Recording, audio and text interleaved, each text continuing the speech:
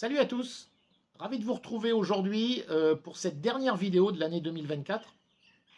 Nous sommes le 29 décembre et aujourd'hui on va parler de cette nouvelle loi, la Travel Rule, qui s'appliquera en Europe à partir de demain et qui va avoir des conséquences sur nos vies. J'avais déjà fait une vidéo dont vous allez retrouver le lien ici qui s'intitulait "L'étau se resserre".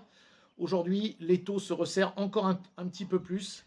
Et donc, je ne peux que vous inciter à nouveau, en introduction, de cliquer sur les liens ci-dessous si vous voulez me retrouver, afin d'organiser notamment votre expatriation pour pouvoir quitter cet enfer fiscal qui ne cesse de devenir de plus en plus infernal dans nos pays, la France, l'Europe, l'Occident, de façon générale, et je dirais même une grande partie du monde, qui ne vous permettra pas d'être un individu souverain et d'organiser votre souveraineté individuelle, ce qui était la promesse de départ des crypto-monnaies.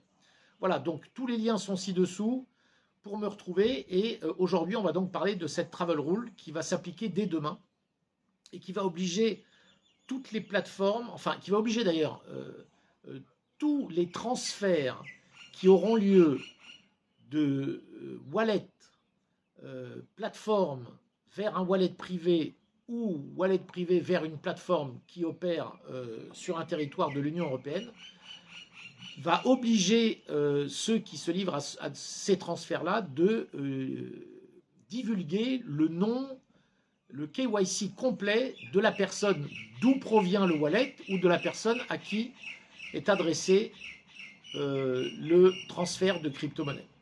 Alors c'est complètement ahurissant, si vous voulez, parce que la grande promesse qui avait été celle des cryptos, du Bitcoin, c'était de vous permettre de devenir souverain individuel, c'est-à-dire de pouvoir posséder de façon directe, sans tiers, des avoirs, des actifs digitaux, numériques, le Bitcoin étant évidemment le premier d'entre eux, et de ne pas avoir à livrer quelque information que ce soit à quiconque pour cela.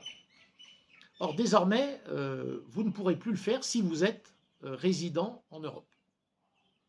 Alors, c'est quand même bien triste, et ça vous montre que c'est exactement ce que je vous disais dans cette vidéo que je vous ai nommée tout à l'heure, c'est que c'est un étau qui ne cesse de se resserrer, où il s'agit de pouvoir vous taxer, il s'agit de pouvoir vous surveiller, et il s'agit de tout faire pour que vous ne puissiez pas jouir de ce que j'appellerais cette souveraineté individuelle qui va vous permettre, si vous étiez dans un pays normal, un pays où on ne vous contrôlerait pas, qui vous permet, comme c'est le cas aujourd'hui par exemple à l'île Maurice, d'être complètement anonyme avec vos cryptos. Alors évidemment, tout cela est déjà en place pour ce qui concerne les plateformes, puisqu'aujourd'hui c'est quasiment impossible d'avoir affaire à une plateforme centralisée. En revanche, il est possible aujourd'hui d'échanger des bitcoins ou d'autres crypto-monnaies contre même de l'argent de façon, on va dire, plus ou moins anonyme. Alors évidemment, dès qu'il y a un compte bancaire qui rentre en jeu,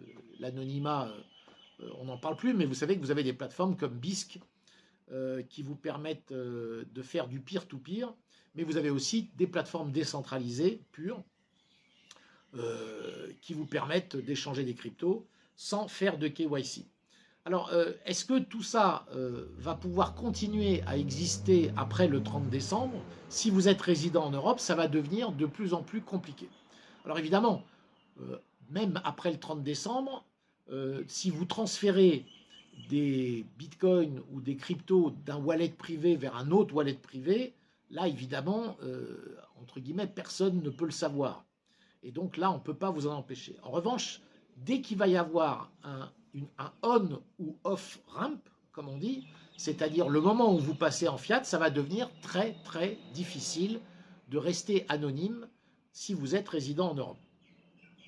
Alors, je ne sais même pas comment ils vont opérer avec, par exemple, la plateforme Bisq, qui, à mon avis, risque bien à un moment donné de devenir interdite en Europe. Mais voilà, voilà où nous en sommes. Et je ne peux, je fais cette vidéo uniquement pour vous dire de prendre les devants le plus vite possible, car Aujourd'hui encore, vous êtes encore en capacité, si vous êtes un résident d'un des pays de l'Union européenne, vous êtes encore en capacité de pouvoir partir sous d'autres cieux, hein. Vous avez encore ce droit-là, ce droit qui, peut-être, vous sera enlevé d'une façon ou d'une autre. Ça va commencer par ce genre de loi restrictive, et puis l'étape suivante, ça va être de vous taxer de façon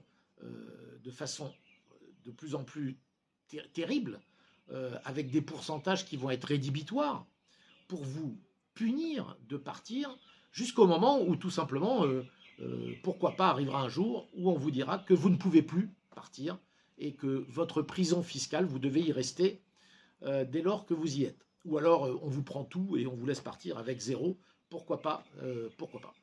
Donc vous voyez, cette évolution, elle est quand même très très inquiétante. Voilà, c'était à peu près tout ce que je voulais vous dire aujourd'hui. Je vous dirais que, pour terminer sur une note un peu plus optimiste, évidemment, on s'aperçoit que le Bitcoin va avoir probablement l'année prochaine un avenir radieux, et on risque de voir le Bitcoin monter encore vers des nouveaux plus hauts.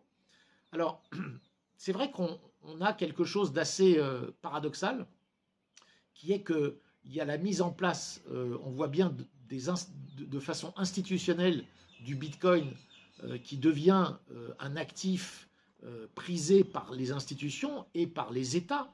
On verra ce qui se passera avec l'arrivée de Donald Trump en poste, mais si les choses continuent sur cette lancée, entre les achats de Michael Saylor et MicroStrategy et les achats du gouvernement américain, rien que ça, ça va être quelque chose de phénoménal. Donc on a effectivement un moment où on risque de pouvoir s'enrichir très très fortement en ayant des bitcoins.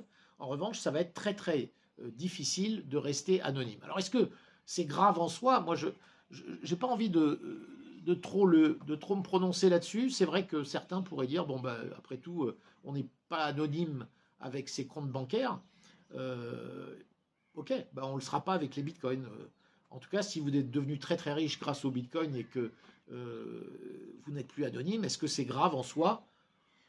On pourrait rétorquer que probablement pas, c'est pas forcément grave.